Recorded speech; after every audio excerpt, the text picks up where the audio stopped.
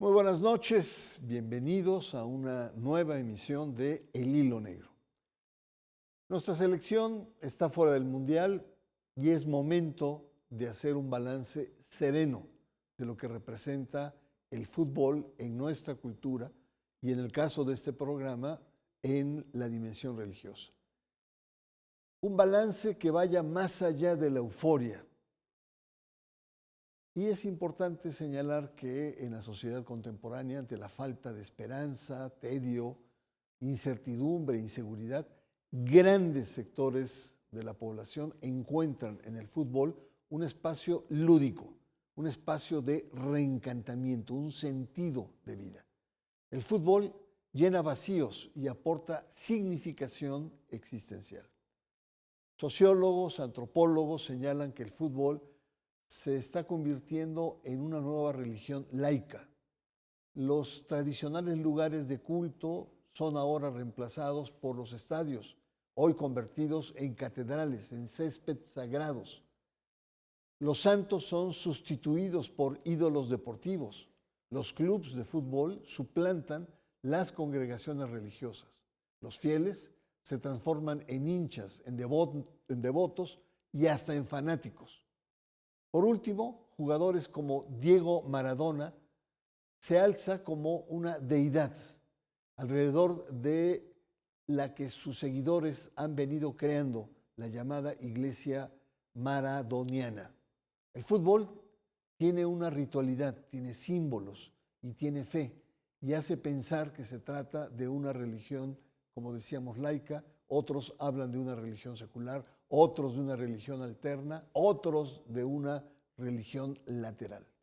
La religión está presente tanto en el campo como entre los jugadores, entrenadores, así como en las gradas, invocada sobre todo por los fans.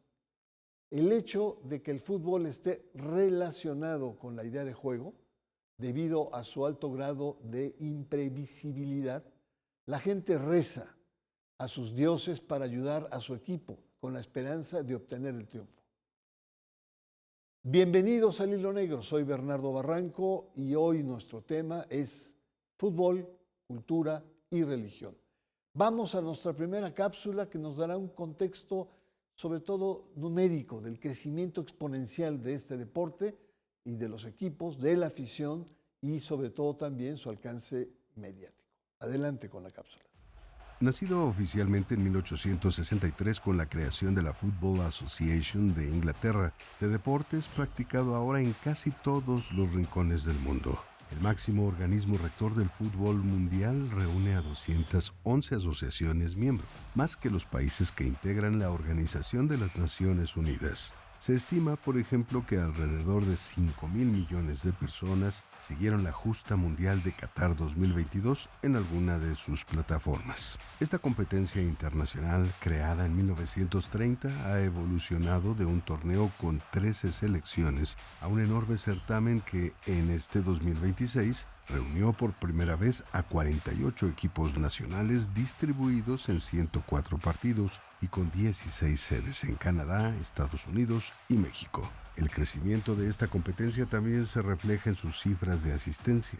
Este año, apenas durante la fase inicial, se rompió toda marca al superar los 3.605.000 asistentes, convirtiéndose en la edición más concurrida de la historia. México también ha escrito historia en este sentido, al ser el primer país del mundo en albergar 3 competiciones mundiales en las ediciones de 1970, 1986 y 2026. La selección mexicana suma 18 participaciones mundialistas, una de las mayores cifras entre los países afiliados, y su último partido contra Inglaterra rompió récords históricos al alcanzar cerca de 60 millones de espectadores, demostrando la pasión y fortaleza de la afición futbolística mexicana y del mundo. La relación entre el juego y lo religioso no es nuevo, para nada.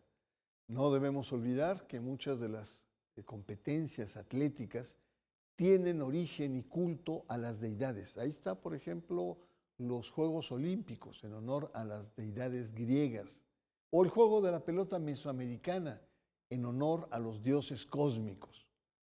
Algunos estudiosos de la religión, solo para citar algunos importantes como Émile Durkheim o Lucien Goldman, la religión no solo es un sistema de ideas, es ante todo un sistema de fuerzas, de emociones, de sentimientos que movilizan las personas hasta llevarlas a un alto grado de exaltación.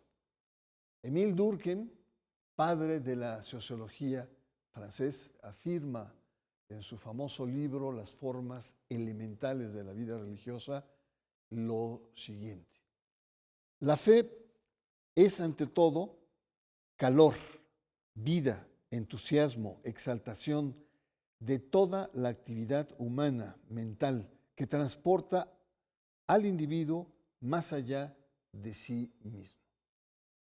Otro rasgo religioso del fútbol es el sentido de la agregación social, es decir, el sentido de pertenencia. Una persona quiere pertenecer a algo y el fútbol le ofrece esa posibilidad. Ser americanista o ser del Guadalajara, de las Chivas, nos conduce incluso a extremos de ismos. ¿Significa qué? Que un individuo, independientemente de su condición, raza o género, pertenece junto a otros a una adhesión común que le otorga una cierta cohesión, una característica propia, una característica distintiva. Hay conjunto de símbolos que refuerzan esta identidad, esta afinidad, como las insignias, las porras, los cantos, los banderines, los colores, que sirven para diferenciarse de otras identidades.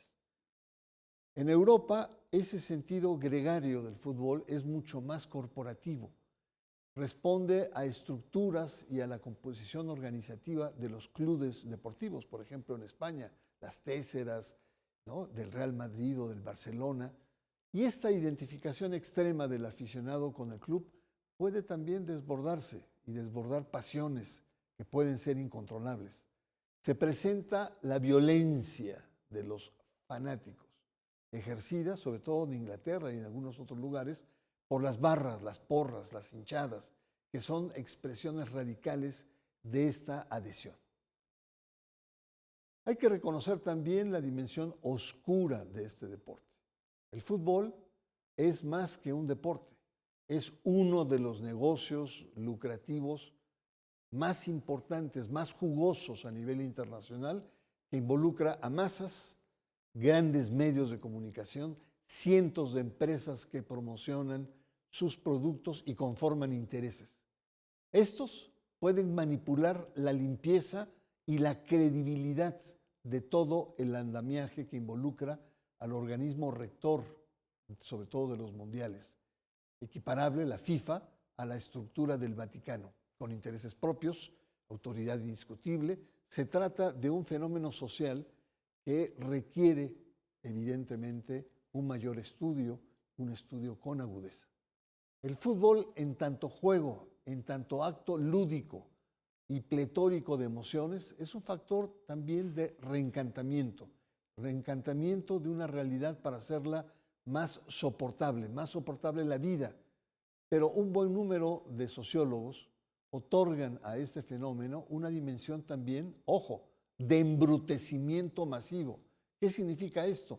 Que se perciba al fútbol como un acto de evasión, como un acto de enajenación y por lo tanto un acto que permite controlar las masas y todos los subproductos comerciales e intereses que se generan en cascadas, por la televisión, por la prensa, por las redes, por la comercialización, por los ídolos que se prestan a este juego, la organización de los mundiales, en una palabra, por el lucro. Los íconos futbolísticos a gran escala, pan y circo, como diría el poeta romano Juvenal 100 años antes de Cristo. Está claro que el fútbol puede llegar a ser una droga que crea adicciones, fanatismos, que crea también componentes religiosos muchas veces enajenantes, como muchas iglesias y muchas religiones. Pero así como puede ser opio para el pueblo, también el fútbol es un espacio, es una tribuna desde donde puede surgir la rebeldía, el empoderamiento del pueblo, de los ciudadanos. tal como ocurrió en Argentina en el Mundial de 1978. Hubo una especie de rebeldía contestataria a la dictadura militar con grandes marchas multitudinarias. O cuando el futbolista élite Vinicius Junior celebró el gol levantando el puño, emulando al Black Power para denunciar racismo que persiste en las ligas europeas. ¿Qué le parece si vamos a una pausa? Estamos conversando sobre fútbol, cultura y formas religiosas del fútbol aquí, en El Hilo Negro.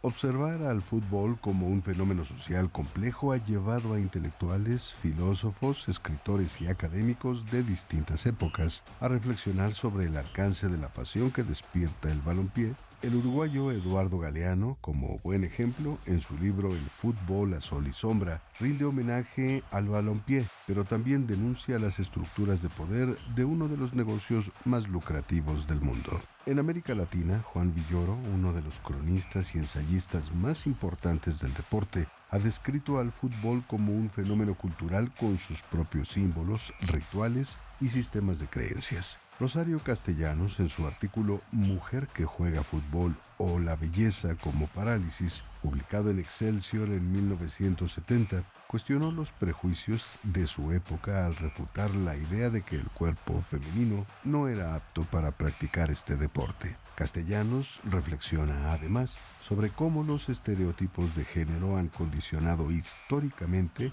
la relación de las mujeres con la actividad física y el fútbol.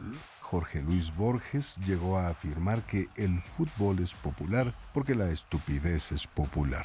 Más recientemente, el escritor español Fernando María Samondo ha advertido que ciertos comportamientos colectivos de las aficiones y las consignas coreadas en los estadios pueden asemejarse a dinámicas propias de la psicología de masas, donde la identidad individual queda subordinada al grupo.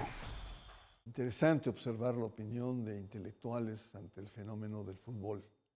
Hay que resaltar que Eduardo Galeano obligó de salir del closet a muchos intelectuales futboleros.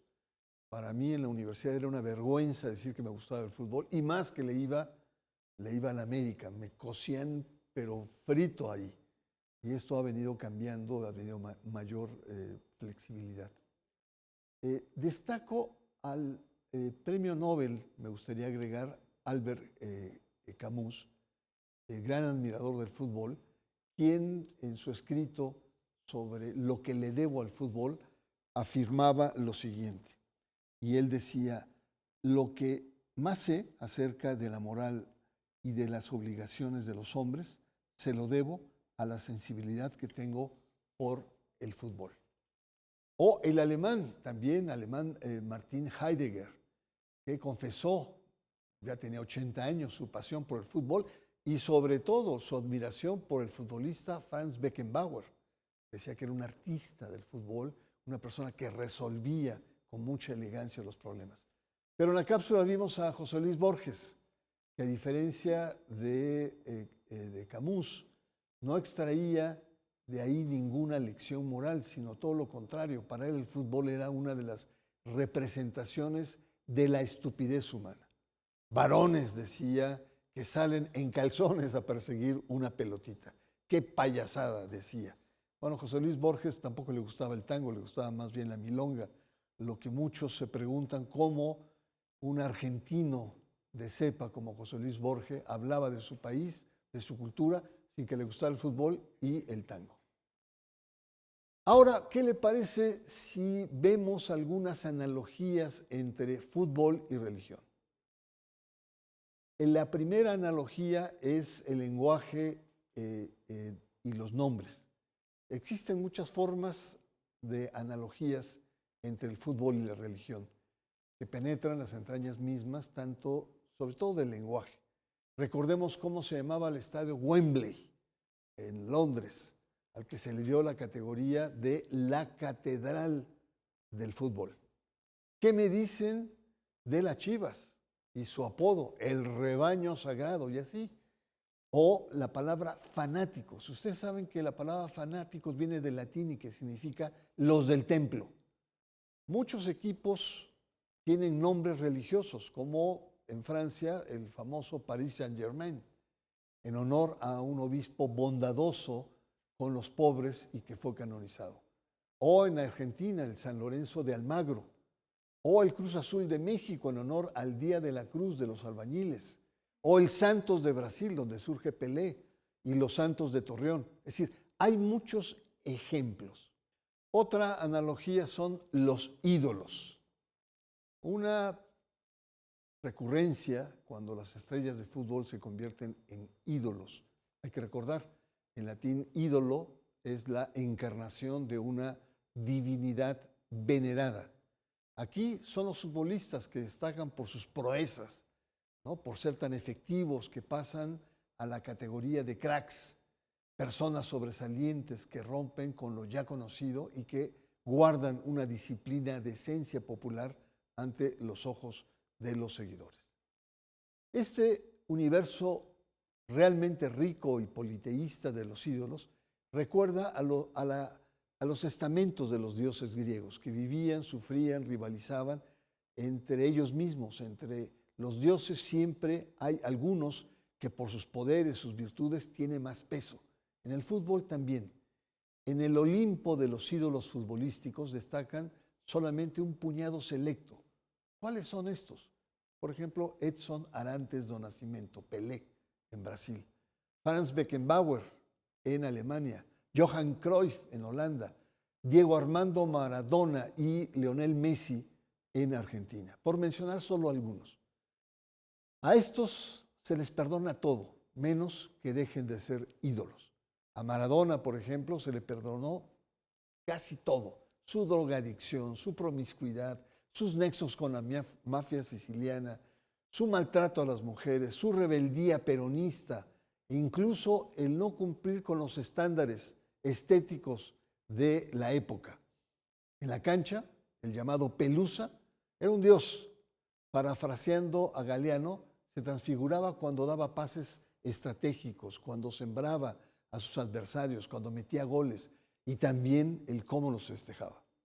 Otra característica importante es que el fútbol de alta gama sigue siendo de varones.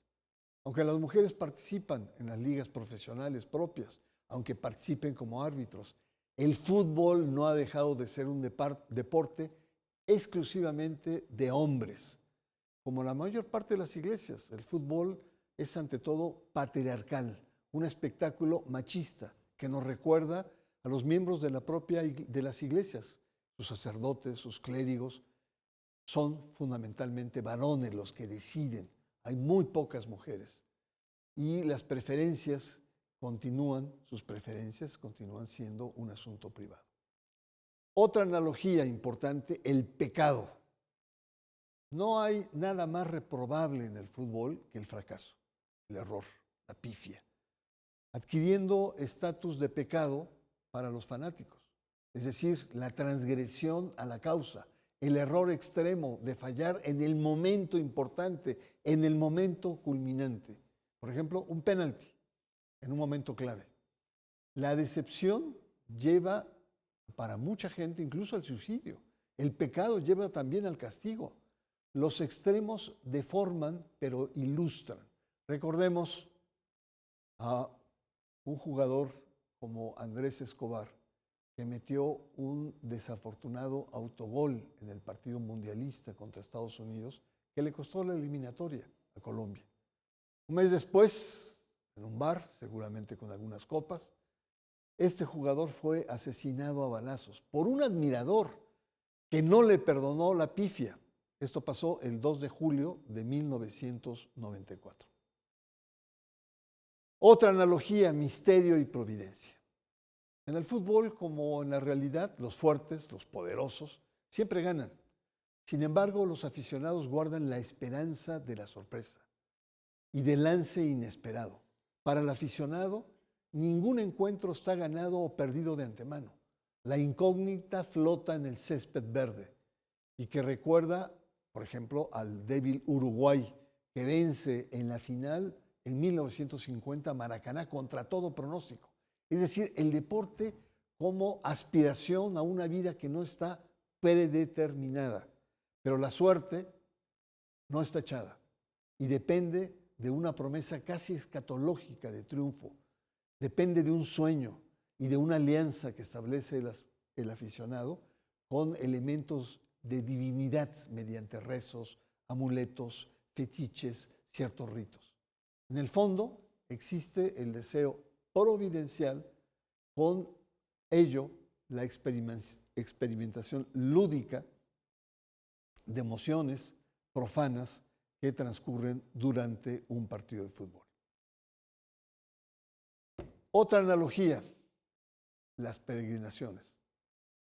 Los estadios son los nuevos lugares, los nuevos espacios de peregrinaje, especialmente en los mundiales, solo comparado con antiguos santuarios cristianos y las mecas islámicas, donde iban miles y miles a rendir culto. El fútbol, como las grandes religiones monoteístas, son universales porque traspasan las culturas, los credos, las clases sociales. En el caso del fútbol, tiene una notable ventaja, no necesita de lenguas, de traducciones para ser comprendido y jugado. Es simple.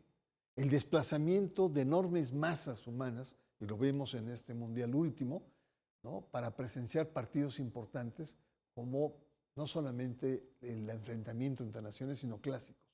Una activación que unifica voluntades, que desahoga sufrimientos, que refuerza sentidos de afiliación.